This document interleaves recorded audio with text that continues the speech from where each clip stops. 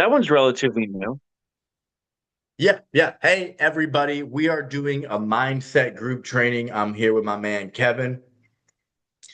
And this is how to work on your mindset. A lot of people hear the word mindset, and well, at first I thought it was just a buzzword, and I was like, does that even mean anything?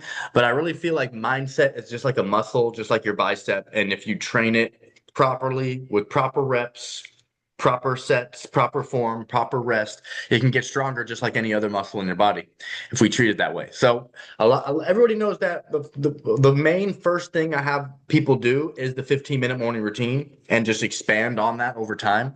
So just to recap with the 15-minute morning routine is it's split into three sections intentionally. So it's 5 minutes on your mind. We're writing down our goals or we're reflecting for the day.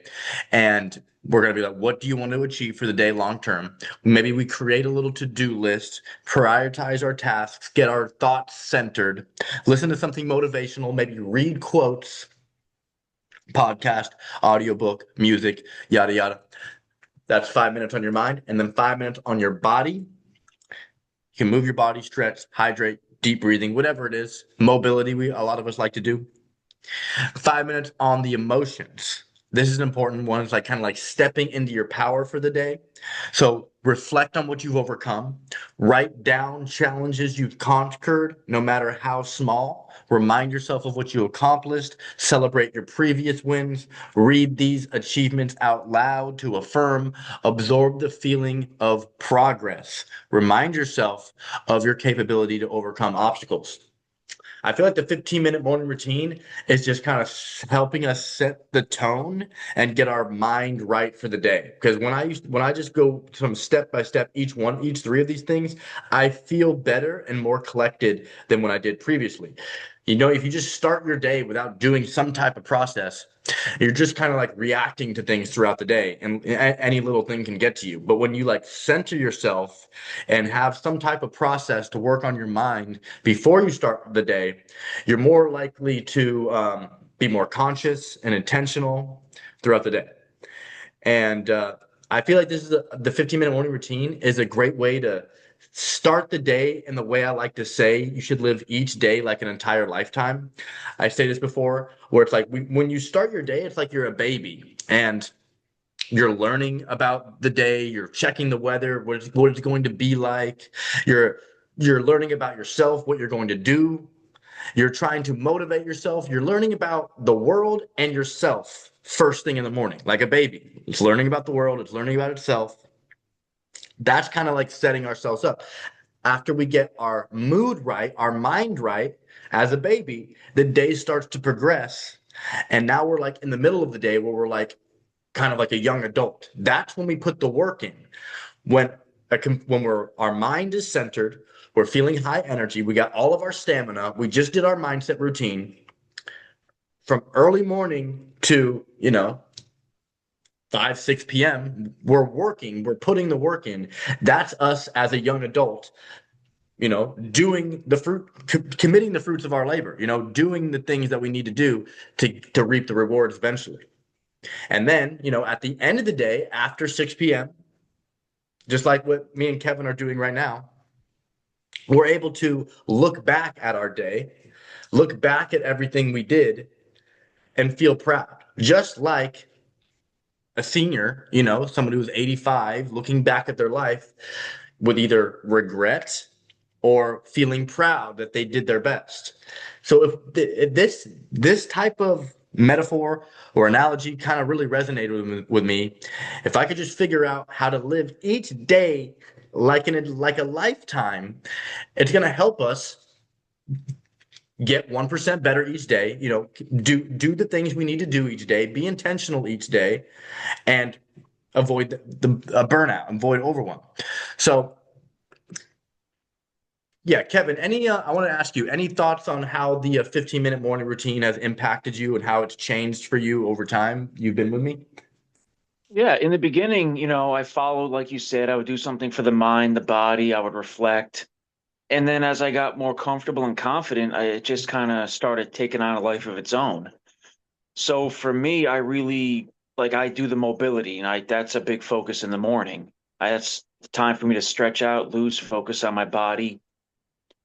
I started focusing a bit more on quotes and I started listening to more podcasts. So it's not really 15 minutes altogether anymore.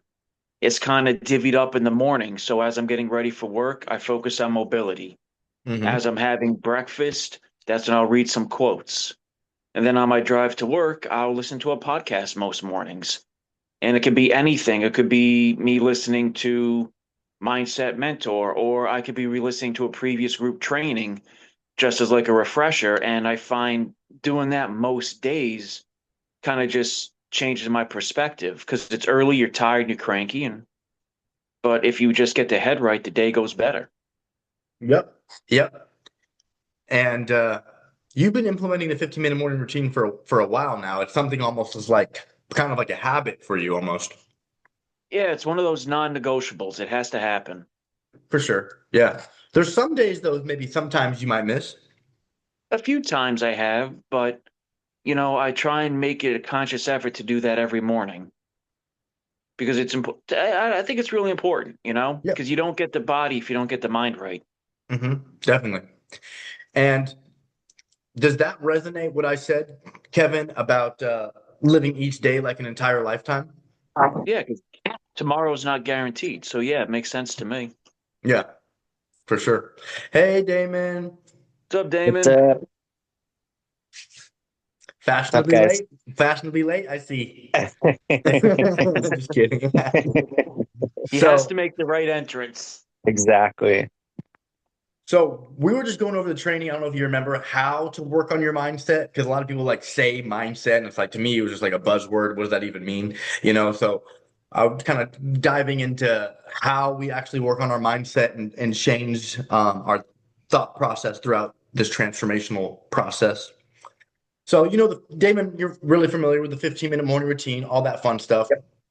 Yeah. But there's this analogy, like I like to tie everything together. I don't know if you've heard this, is like living each day like an entire lifetime. When the morning first starts, we are all like babies, and we're learning about ourselves. We're learning about the world. Like, when you first wake up, you're checking the weather and you're like, you're gonna write out your to-do list. You're getting yourself centered. You're maybe doing the 15-minute morning routine and reminding yourself of your accomplishments and reminding yourself of who you are. So in the morning, we're like babies. We're learning about the world and we're learning about ourselves. And then after the morning, we're like young adults where that's when we actually put the work in.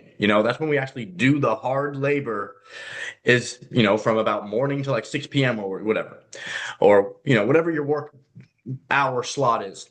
So morning, we're babies. Midday, we're like young adults doing the work. And then at the end of the day, which all of us on this group are doing now, at the end of the day, we're like seniors looking back on our life with feeling proud or wondering if we could have gone harder on our goals or wondering if there's, regret. So, Damon, does that resonate? Does that make sense? Yeah. Cool. What do you think about that? Um, I think it resonates. Cool, cool. I mean, some people, to me, it kind of hit me hard. Was just like it just made so much sense to me. I was just like, okay, the morning I'm a baby, I'm learning about myself, I'm learning about the world. In the middle of the day, I'm doing a bunch of work. I'm doing all the work that I need to be doing. And at the end of the day, when I'm tired and I'm drained, I'm able to look back like it's my entire life, you know? So that's just something that I think it kind of tied everything together, which makes the 15-minute morning routine kind of make sense why we do that right in the morning, right then. So so forgive me, I have had a lot of caffeine today, so I'm gonna be talking fast, rambling. Shout out to Coke Zero. Hey,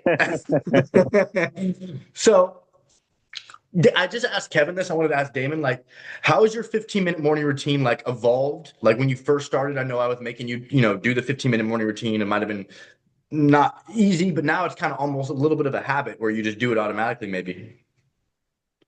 Um, my 15-minute morning routine has changed quite a bit over the last year. When I first started, it was like it was longer than 15 minutes, mostly because I journaled. It's when I first woke up, but I've shifted that to later in the day so that I have more, like, I'm more awake and can like focus on like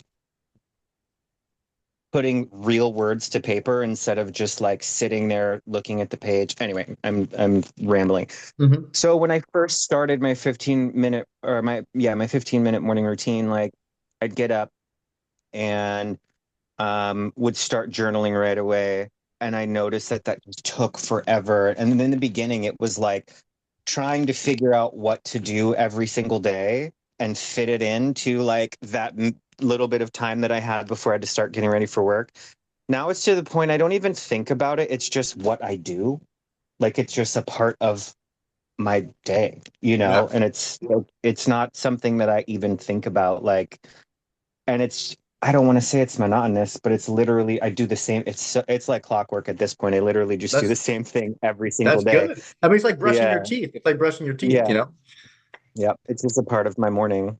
And I feel like it's actually so good for you, just like brushing your teeth, that if you don't do the 15-minute routine, if you don't center yourself, you're kind of just like reacting to things throughout the day more so, and you're kind of just maybe more anxious, less intentional. So I just feel like this it's important to just start our day with that reflection and that win.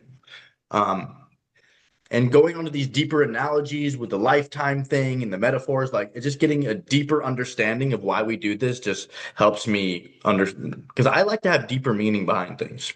So how to work on your mindset. A lot of people think like it's like thinking and talking is great. Like when we get on here and we're like talking and we're thinking about things, it's really great because we can have like, realizations and epiphanies, and somebody can say something that you never thought about that makes you think about something differently. But the real way to work on our mindset is through action, because if we can take positive action and be present in our mind with us being proud that we're taking that positive action over time, that's what makes us start to have a different belief system about who we are and what we're doing. So, the best way to improve your mindset is through action and consistency. Commit to doing something and following through. That's why the main thing is like 1% better each day. If we could just, I have some people who first start with me and I'm like, they're so like, I don't know what the word is. They're shitty versions of themselves. So we have to start with just something very small. Let's just do a 5-minute walk each day. We just need to do something that is so small that you're so confident that you could do that you could just do it and then validate yourself. Because over time, once you follow and once you keep your word and you're intentional with your self-talk, as you keep your word, you're going to build self-belief, and we can start to do more. So we need to commit to doing something and following through. And I didn't mean to call people shitty versions of themselves. I was just saying that when some people, when they first start, they're not quite the version of themselves yet to do some of the things that me, Kevin, and Damon are doing right now. So the next step is to make it a habit. When you do your morning routine consistently, it becomes automatic, like putting on your clothes, just like we all have figured out. It takes time though. And then use positive self talk. Celebrate small wins and remind yourself of your potential. Journaling tactics. Now, I don't really journal anymore. I used to be really heavy into this. So, Damon, you're still journaling? Every once in a while, I used to journal every single day. Now, then I kind of moved to like once a week, and now I mostly journal for like big things. It's not like a daily check-in, but it started with daily just so that it would become a part of like what I do. Hmm. And then it's just kind of evolved since then. I think partly too, I don't journal quite as much because I'm studying right now. So like I'm already writing a lot Yeah. right now. Yeah.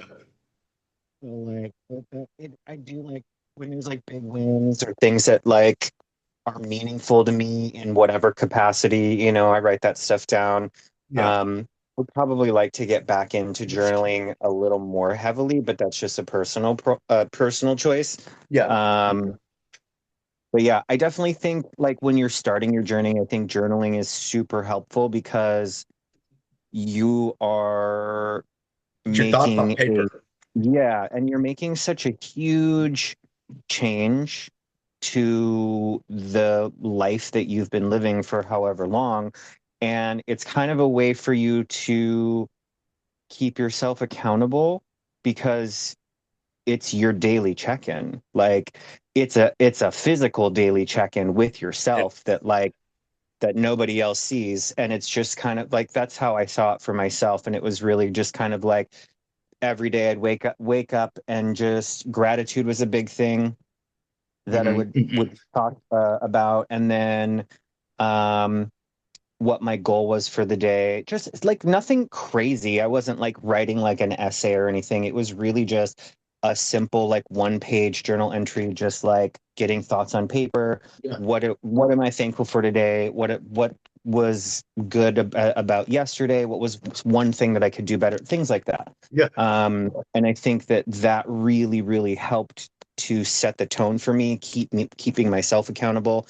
And by giving myself just a personal task every day that I could achieve on top of whatever else I was already doing, um, gave me something else to strive for and kind of pushed myself to do more and more every day.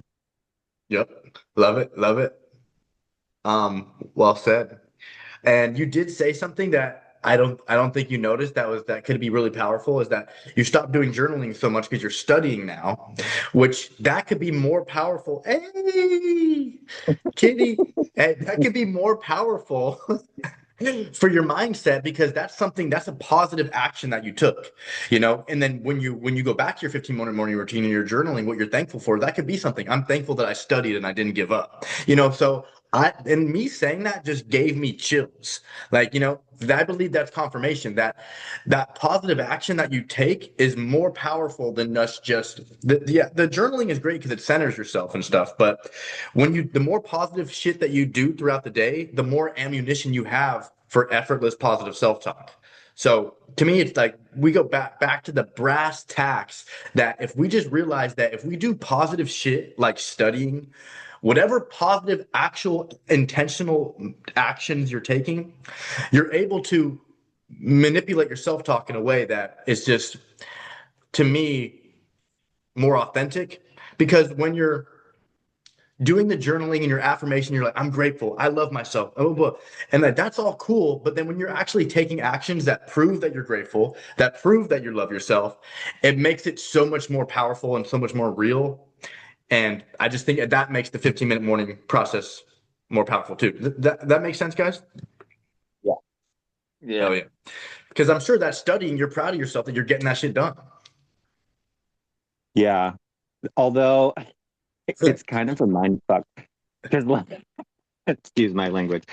Uh, so I'm, I just got into chapter 3. I didn't study last week because I had other stuff going on. But so I got into chapter 3 today or earlier this week, and I'm like probably about halfway through. And it's funny because I don't think I really realized this when you like start doing the studying, but in the beginning it tells you like how far you are, and I just kind of skipped past it. And it was a little disheartening because it said 8%. Oh yeah. Like, God. I feel you there more than you know. I do think though there are some sections that give you bigger chunks. Yeah. Yeah, Like there's some. the last two weren't super huge. The last one was a little bit bigger, but this one's got like 7 or 8 modules in it. And so it's like, okay, by the time I'm done with this, I better at least be like 10 or 15% done because this is a lot. Yeah, yeah. I mean, honestly, sometimes when I'm doing cardio, I put my sweater over the thing. Because like I'm constantly looking at the clock, like, oh, it's only 10 minutes. Oh, sometimes I just put it over and I blind myself and I take it off. I'm like, oh, there's 40 minutes. So I mean, try not to watch the clock too much, just try to, get that shit done. Yeah. But Kevin, what How's chapter are your you on? studying going, Kevin? It's going good. I'm on chapter 7. Nice. So, but I'm taking my time with this one because this one's getting more into detail about body composition and how to determine calories and food intake and things like that. So, Nice. yeah, I we found a way that works best for me. We have the audio book and the textbook. Right. So it's easier for me to listen and write than it is for me to read and then write. I don't know. It Yeah. just works with me. Yeah. So, and my Yeah. wife is I've been helping me take notes. good. I'm trying to like not copy paste every word. Like the first two chapters, I pretty much just wrote the entire thing, mostly because it's all like legal shit that Yeah. I'm gonna have to know. So I'm just like, I might as well just write all of this down. This chapter is more about like scientific method and like evidence-based learning and stuff like that. So I'm kind of like anything that I feel is like super important I'm putting in there, and then I'm kind of paraphrasing and like just copying the diagrams and stuff. But I'm like, there is no way I'm going to finish this if I just copy paste the whole thing, and I'm not going to Yeah. retain it. So No, but I'm enjoying the challenge because I haven't studied in like 20, 25 years don't, now. don't age I yourself. know. Don't do it. I'm an elder It's a millennial. It trap. bothers me. But it's kind of exciting to get back into it and challenge. So Yeah. I'm glad it's going. But I when you said the 8% thing, oh God, I know that. Yeah. I I think this textbook's like 800 pages, and I'm Oh on my God. page like, yeah, I'm just I just mean, you hear, I mean, doing you it. guys could really just skip all the studying and then just go straight to all the practice tests.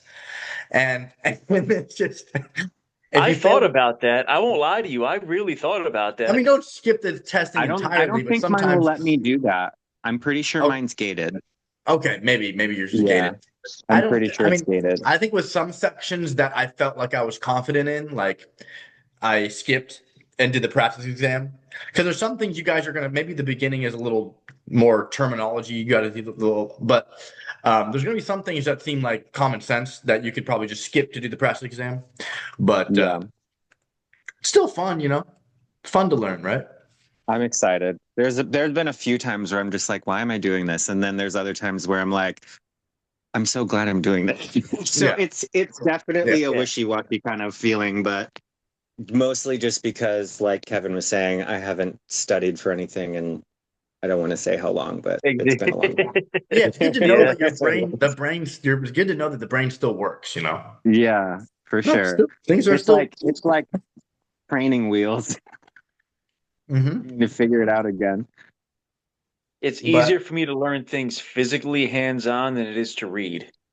Yeah. So, and now it teaches me to be more patient with my son because I'm getting upset with him for not studying. And meanwhile, I'm down here just like, yeah, I can't. yeah, Hmm. yeah, I'm a for sure. hypocrite. I'm a hypocrite. Yeah, I mean, you guys are right. You guys are right, but it's gonna be worth it. You're gonna Yeah. look back like, yeah, I did that shit. It's just another notch in the belt. You know what I mean? Yeah. Oh, hell yeah. I think part Um, of what is making like the or like the thought of studying easier is that I'm not doing it like I'm doing it by myself, but I'm not doing it by myself. Like we're both doing this simultaneously. So Yeah. like it kind of pushes me to be like to like I know Kevin's probably at like this place. I got to keep on going. I got to keep on going. So like that not fully drives me, but it's definitely a factor for sure. No, no, that makes sense because you never truly feel alone when you're in this program. Yeah. Like I know you're studying or you're hitting a workout, and if I'm working out, yeah, yeah, 1,000 miles away, but I know you're putting it in too. So it's just that camaraderie that helps. Yeah. And then coach is like just looking over our shoulders somehow. yeah. Just Hey. Like a and evil Jiminy Cricket. thank you. I was gonna say Mm. Geppetto and I forgot his name. So you knew where I was going with that. Okay, I'll take it. I'll take it. Kevin, I it's mean, you. I'll take it. I mean, yeah, it's gonna be awesome when you guys get that certification and you have that, and just it's just gonna be badass. Yeah. Yeah. And I'm still studying my ADHD mental health Oh certification. yeah. You said that last week. I forgot. How's that going? Yeah, it's good. I mean, it's not as comprehensive, I think, as what you guys have. You probably have videos and diagrams and stuff. All it is just words that I have to read, a bunch of words, and then at the end, I'll take a test, I guess. So it's Yeah. little bit more boring, but I mean, it's cool because I'm pretty interested in like deeper understandings around ADHD and how ADHD professionals work with ADHD patients and stuff. So it's pretty interesting. Nice. Mine's mostly been words. I've had one video so far. I'm only in chapter 3, but yeah, Hmm. I feel your pain. What really? What about you, Kevin? Is it mostly words? Yeah, it's mostly words, and then you have videos broken down after each chapter, going over the key points of it, and then Yeah. you have mini quizzes and then full blown quizzes. So Yeah, each see, that's chapter, more yeah, engaging. That's kind of fun. It's kind of fun. Yeah. I do enjoy because some of it I've learned just by working with you, Mm. just kind of absorbing and listening. And then it starts getting into like VO2 max and numbers like that, and that's kind of where I need to focus more because I Yeah, can't okay, we're remember getting those into things. to cardio output and cardiovascular health. That's fun to learn. I Yeah. mean, if you just look at it as a challenge, it just starts to get a little bit more enjoyable. That I'm doing my taxes. I have to do my taxes, and it's like calculating everything, and it's like I'm just looking at it as like a challenge. And like this is like a video game that I just need to pass and hit that next level. If I just it's just again, it's back to like us being really conscious about our self-talk and the way we use it to help us get shit done. Um, so when you're sitting down and studying, like, fuck, I don't want to do this. This just sucks. I'd rather go, watch something on TV. Like, this is a challenge. I'm gonna get this shit done, and then I'm gonna be proud of myself. Then I'm gonna be able to enjoy watching TV so much more. When I got the shit done that I was supposed to get done. It's just it's a little helpful tip there. So let's keep on going into this training I was talking about, though. Level 2 mindset work, self-inflicted adversity. Now, this isn't talking about hurting yourself like goth kids. You know, we're not talking about That's a broad statement. a lot of you know what I mean. Back in middle school, I was friends with a cutter. Well, I mean, some people deal with that. I'm not talking about that type of self-inflicted adversity. That is not good. I'm talking about I'm talking Got about dark quick. what we're doing inside the group right now, the early morning wake ups. We're getting up a little bit earlier than what we normally do, which is uncomfortable, which is a form of self-inflicted adversity. One of my mentors told me that the more self-inflicted adversity that you do throughout your life, the more equipped you're going to be able to deal with unavoidable adversity that life throws you. Because, life is going to throw us some type of adversity, shit, the work, the cold weather Kevin's dealing with. Holy shit. Mm. So, that's unavoidable adversity. You can't avoid it. So most people who aren't as strong as Kevin, it would break them too much where they wouldn't be able to handle it. I feel like certain people go through things that um, are adverse and they haven't been doing any self-inflicted adversity. I feel like it would break them a lot easier than people who have been consistently doing self-inflicted adversity. Cold showers, ice baths. I'm not really a big fan of those, but those are self-inflicted adversities. Anything that you do to yourself that's hard and good for you at the same time. Tracking our nutrition, self-inflicted adversity. Words are happening. Wait, what'd you say, David? Nothing. Don't mind me. You don't like even the self-inflicted adversity to that combination of words you don't like? Not those words. Okay, I might have missed something. Just, All right. just keep going. Just keep going. We don't need to call HR. Excuse me. So, as we were, so like waking up early, why it matters, it gives you more time to center yourself. It reduces my anxiety. A lot of this I talk about, this everything that we're doing is kind of like the ADHD removal process. When we wake up early, when we work out, when we have nutrition on purpose, when we have positive self-talk, when we're doing all these things that I preach, it's helping us be less anxious, be more decisive, make better choices, have more clarity, be more confident. All of these actions that we take while we're being intentional with our self-talk improves just our overall version of ourself and with our ADHD. So Workouts and movements, pushing your limits, whether it's lifting heavier or doing one more rep, pushing through discomfort strengthens your mindset. That's why I always like train hard with good form. Train hard with good form to build muscle, yeah, but also it's for the mindset. It's self-inflicted adversity to push yourself. Positive actions. Each time you challenge yourself in a workout, when you're studying, you're reinforcing your mental toughness. I like to think that everything is mindset training. Everything.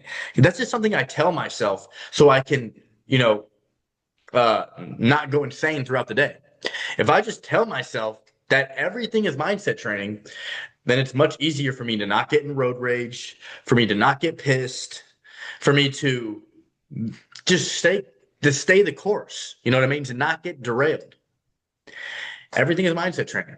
I mean, that's just something that resonates with me that how I like to look at things. Because a lot of times people will try to throw you off your game. You have a shitty customer come in and it hurts you or whatever it may be.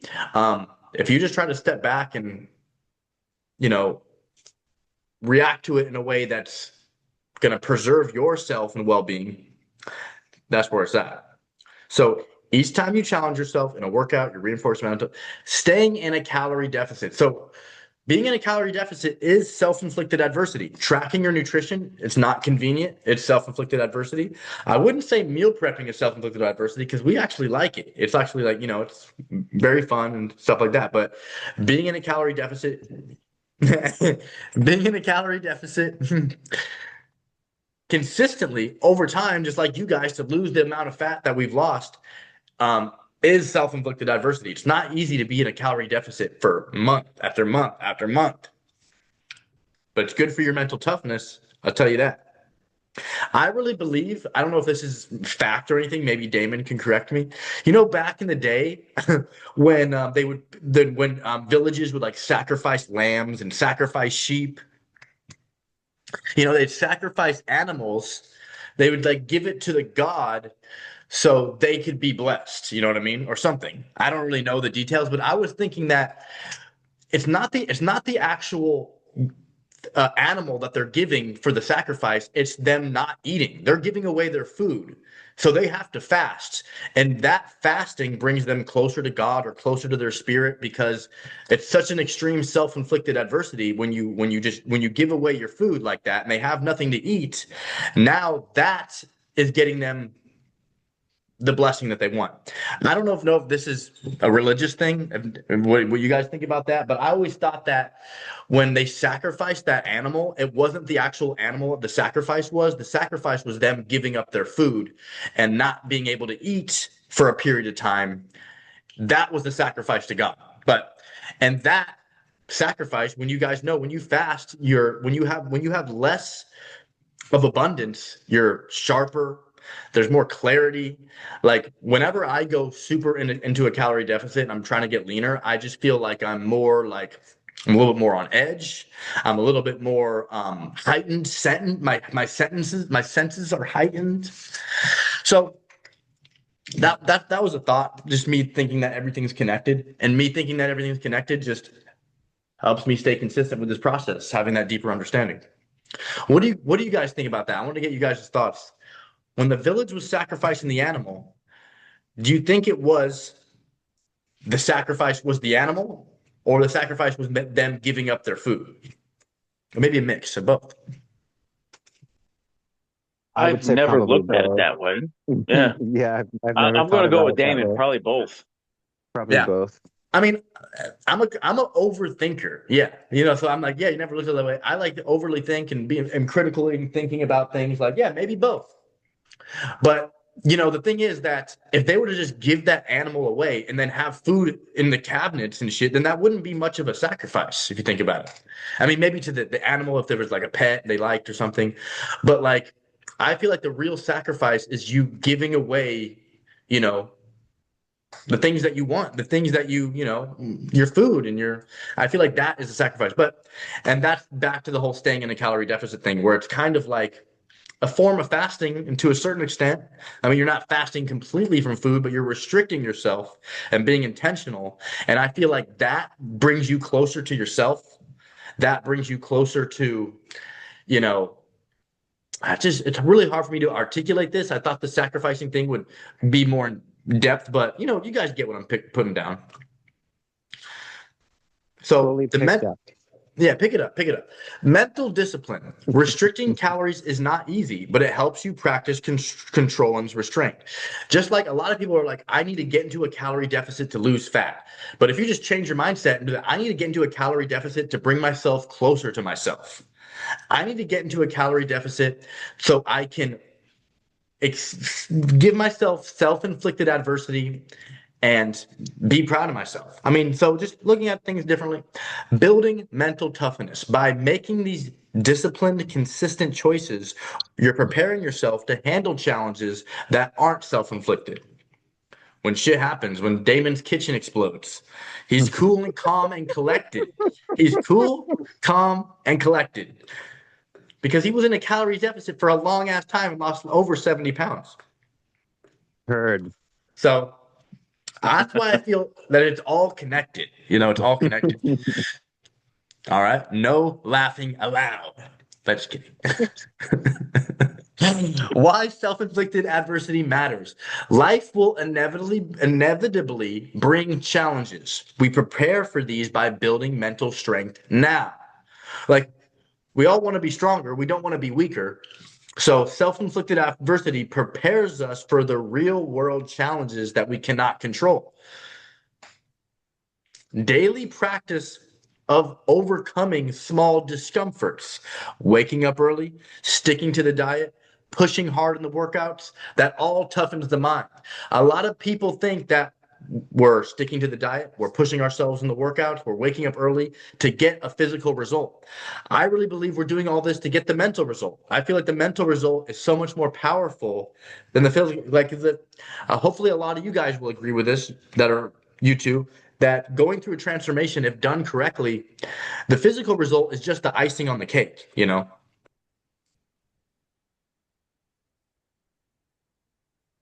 I mean, it's Are fun. you looking for a response? Yeah, I mean it's nice. It's really I know it's nice. It's really nice to be aesthetic. You want to look good. But I still believe that that is ancillary to the personal growth part, to the improving the self-talk, to improving the choice. So it's just the icing on the cake. It's to me, it's more important to have better thoughts than just to look good. Because there's a lot of people I know who are bodybuilders that look really good that have horrible mental health because they they didn't focus on any of the mindset or building the self-worth stuff. They just focused on diet, nutrition, workouts, and didn't have the deeper understandings that we have around this stuff. So, I fully agree with that, yeah. with your statement. Which part specifically? Because I said a bunch of shit. Um, so I feel like for strictly sustainability purposes, longevity, for if you're looking to pursue betterment for potentially the rest of your life, but even if it's, you can cut that timeline down. There's a huge difference between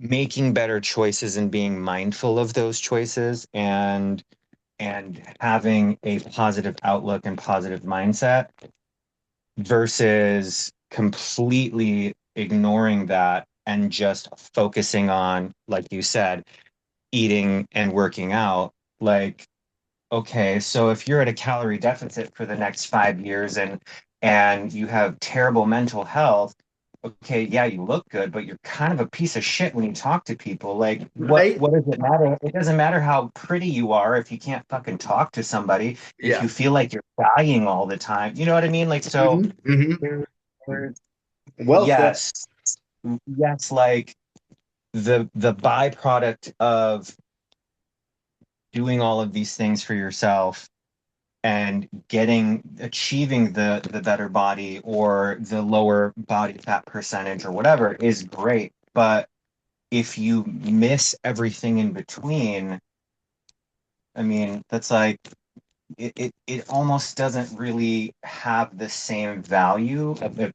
Maybe I'm not making sense. I honestly think that if you do the fitness journey wrong, it can make your mental health worse. You know, Oh, it can make it 100%. because like I know some I have a good friend. His name's Devin, and he is. If I were to show you what he looks like, you wouldn't think he's natural, even though he is. He's just so You showed me this guy. You showed me him a He's a while big yeah. back. dude. Yeah, oh, I've showed you guys. Yeah, he's a Yeah. like 190 pounds, lean, and he can't. I went out to lunch with him one day. He can't have normal food. He can't, and he's constantly like wondering if he looks good. And I'm like, dude, you look better than everybody. And I was like, well, I wanted to film a video with him. I was like, this is gonna film a video, and like we're gonna do some fitness stuff. He's like, I don't. I'm like, dude, you look way better than me. I'm like, I'm completely fine being on camera. How are you not able to? Because he completely missed the whole mindset boat, and he's just focused on building his body, and he has such extreme body dysmorphia. And I mean, back to the quotes, guys, the quality of your life is dictated by the quality of your thoughts. So if you have a great body and your thoughts are just like, I can't eat this, I look like shit, and like, dude, that's a horrible life to be living. So it's like I was, but he's a good friend of mine. I just think that and I'm honest and vocal with all this same shit I say to you right now. I say to him, I'm like, how are you this shitty self-talk and like body dysmorphia when you look that good? And it's just he can't really give me an answer. But I mean, it's just true that I do believe that if you keep pushing on your fitness journey and not really working on your mindset, your self-worth, your self-talk, and you're just doing this just for a result, just to look good, like you're gonna just be the same version of yourself that just has an aesthetic body, you know? So the point I think of going through a transformation with fitness and especially with ADHD is actually to create a better, different version of yourself mentally, you know? So Damon knows what I'm talking about. Kevin knows what I'm talking about. Yeah, it's kind of like if you build a house on a foundation of sand, it's going to crumble. Like your mindset should be the foundation of everything. Mhm. And if the mindset is weak, you're not going to be able to build upon that whatsoever. Yeah, it's like a beautiful house. On the outside, it's so beautiful, like wow. But then you walk in and there's like shit everywhere, and they're like hoarders. Yeah.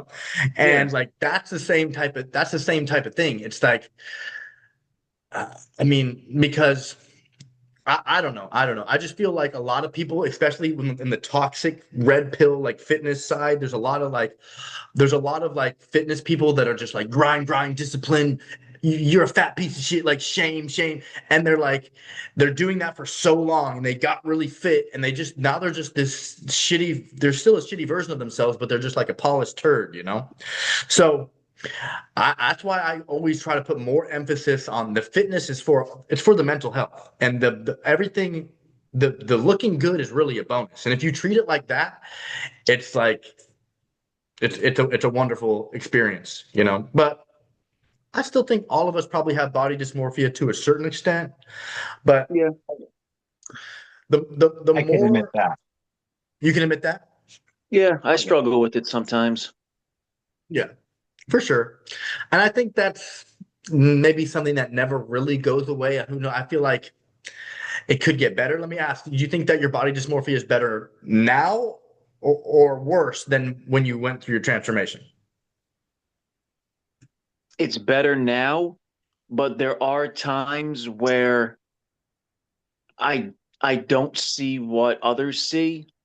So like I can post a picture and feel really confident, but there are times where I'll look in the mirror and I'll just hyper fixate on one section that I know I Mhm. shouldn't, that I know is not there.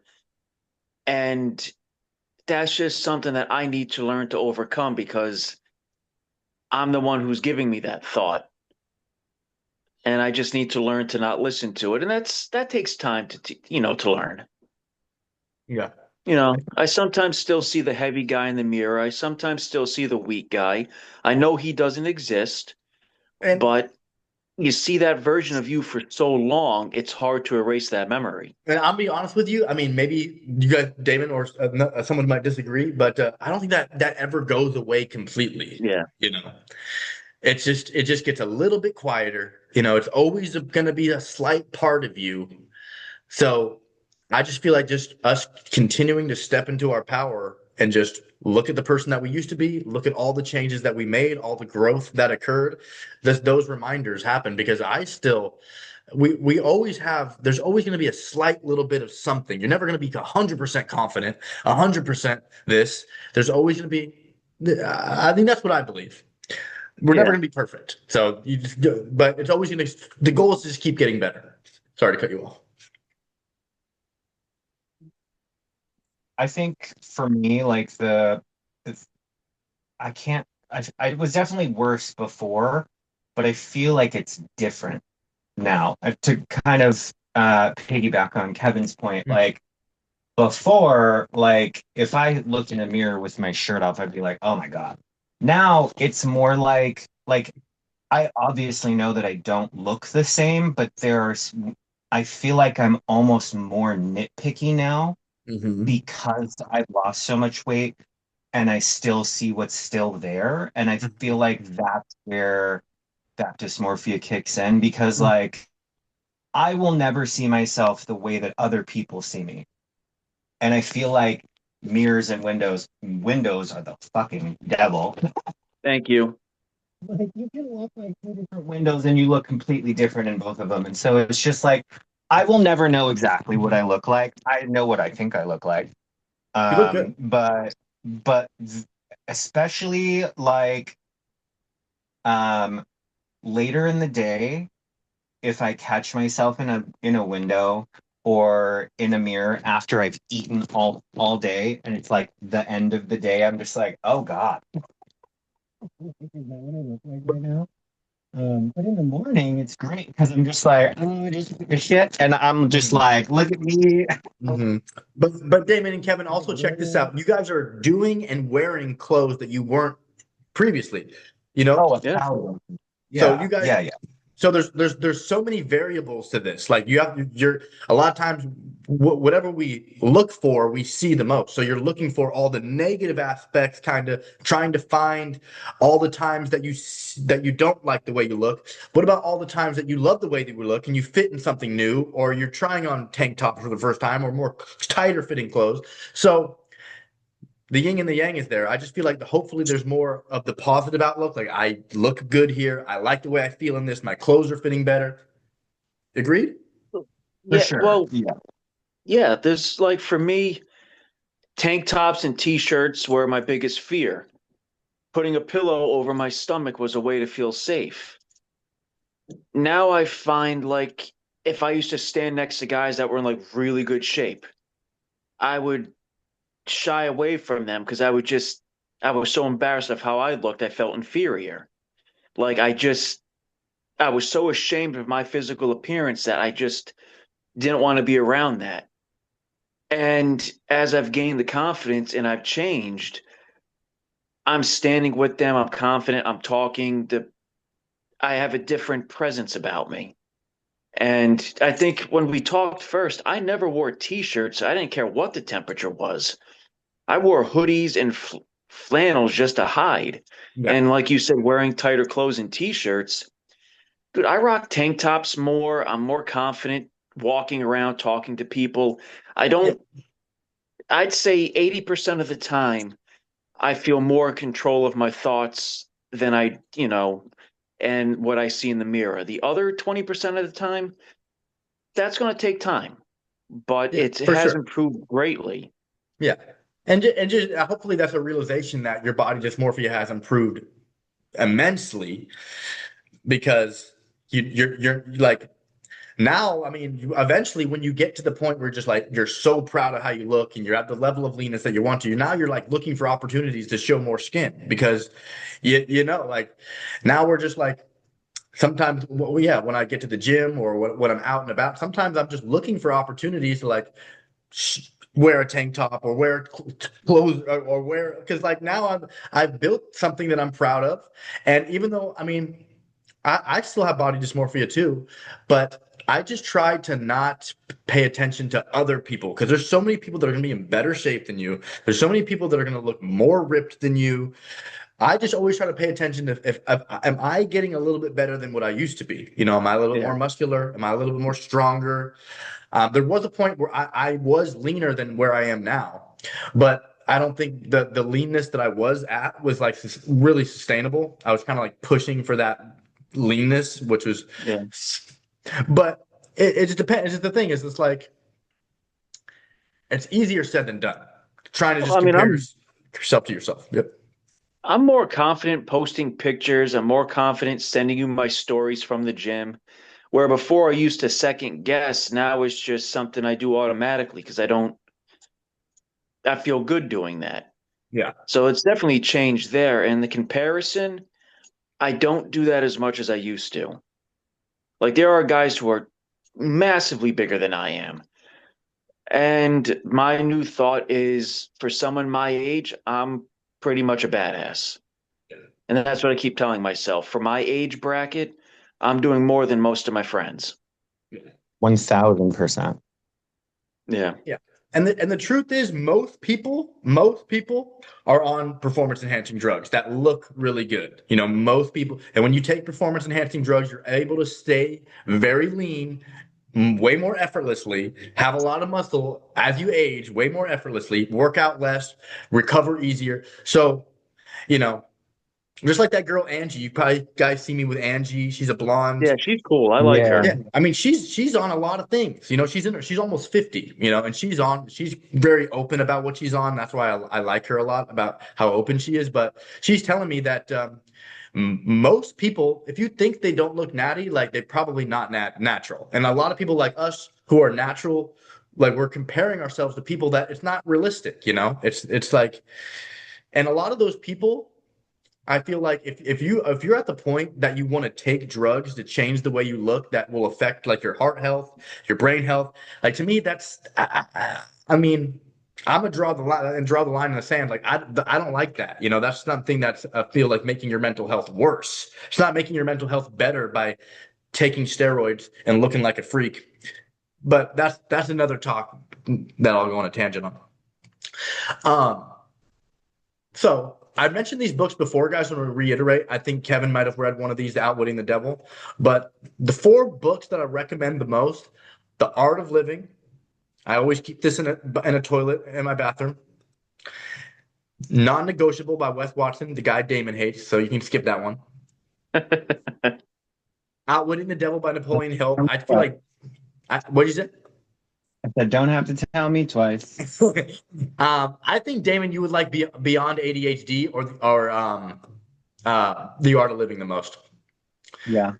These all kind of lean into the same philosophy I have around who, not how. They all kind of have their own way of saying it, which is I think is pretty cool.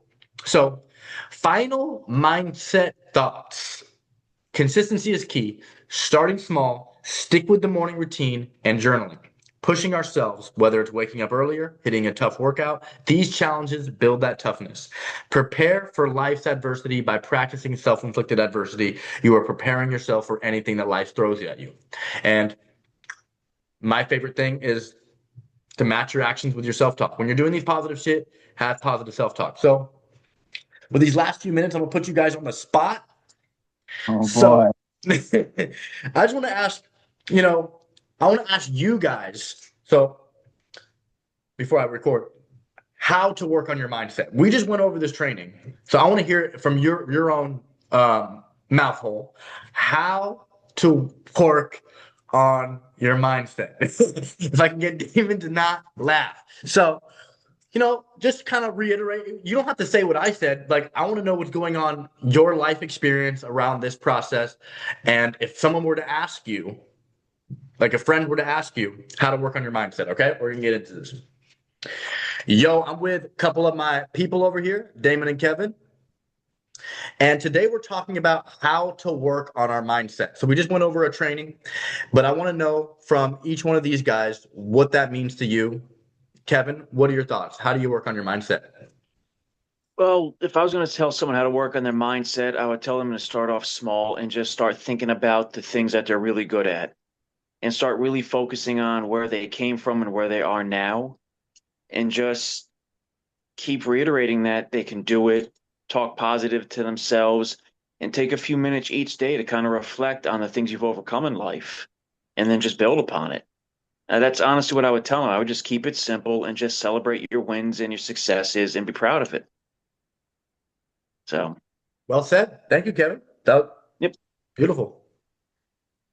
Damon, what do you think? Um, so I feel like starting out working on mindset can be a bit more challenging of a concept for a lot of people who have never really actively worked on it. I feel like a lot of people, most people, um, coast through life and their mindset is based on whatever situation they're currently living in, or their mindset has been shaped by past traumas or whatever. Um, Actively working on growing and shaping your mindset isn't really as difficult as it sounds like. It feels very philosophical in the beginning, and realistically, it's really just being mindful. And when I say that, I mean it really comes down to being in the moment, living in the present, and when you're looking to grow and shape your path, you have to stop looking at the past. You have to stop looking at the end goal and look at your next step. And it's really as simple as that. I mean, you we talked about journaling a little bit earlier, and I kind of mentioned how in the beginning that really helped me. And it wasn't any like grand novel. It was literally just like five or six things every single day. Gratitude plays a huge part in it. And I really feel like that in and of itself will get you a long way. Um, I feel like a lot, especially in American culture, um, gratitude has become so ancillary or like secondary, like people don't think about it. We're so conditioned to want more all the time, and we never really sit and think about the things that we already have, what we're grateful for, being alive, just things like that. Um, and just setting small, super attainable goals for yourself that you can achieve every single day. Coach Al has this motto, 1% better every day. And I think that that truly, really sets the perfect expectation.